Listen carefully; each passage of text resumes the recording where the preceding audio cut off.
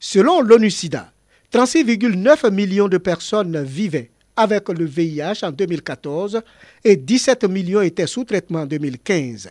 La pandémie du VIH-SIDA étant à la base de perturbations de plusieurs ordres. Elle nécessite une intervention large et diversifiée. En effet, les personnes vivant avec le VIH ont besoin de soutien pour faire face à cette pathologie chronique qui entraîne généralement un rejet social. Ainsi, une bonne prise en charge contribuerait à améliorer leur état de santé. Depuis le secrétariat jusqu'à la pharmacie, je n'ai pas de problème avec quelqu'un. On me reçoit bien, on ne me prend pas l'argent aussi, ni rien. Les médecins, comme les pharmaciens, comme les assistants, et tous me conseillent comment je dois me conduire, tout ça. Même, je fumais la cigarette, j'ai arrêté de fumer. Mais maintenant, là, on ne fait plus ça. Mais quand tu vas, si tu es en erreur, bon, on te mélange d'une manière.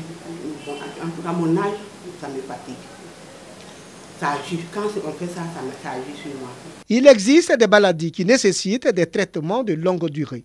Ainsi, les hôpitaux du jour ont été mis sur pied, des centres de référence pour la prise en charge des personnes vivant avec le VIH. Pour contribuer de façon efficace et significative à l'amélioration de la prise en charge des personnes vivant avec le VIH, il apparaît nécessaire d'évaluer la satisfaction de ces patients, surtout qu'aucune étude n'a encore été réalisée à ce jour en Côte d'Ivoire. D'où le choix du thème « Satisfaction des personnes vivant avec le VIH » suivi à l'hôpital du jour du CHU de Bouaké. Les patients sont satisfaits majoritairement, mais il revient aux agents de santé de faire un effort pour être encore plus courtois avec les patients. Travail satisfaisant pour l'ensemble du jury.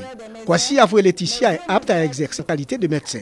Pour le jury, les recommandations apportées dans la démarche qualité assureront une meilleure prise en charge des personnes vivant avec le VIH. Nous savons ce que les malades veulent et puis ce qu'ils ne veulent pas aussi. Donc nous allons partager, n'est-ce pas, nos résultats avec le personnel et discuter avec eux pour améliorer leur conduite. Le programme national de prise en charge médicale des personnes vivant avec le VIH a été créé par l'arrêté numéro 411 du 23 décembre 2001.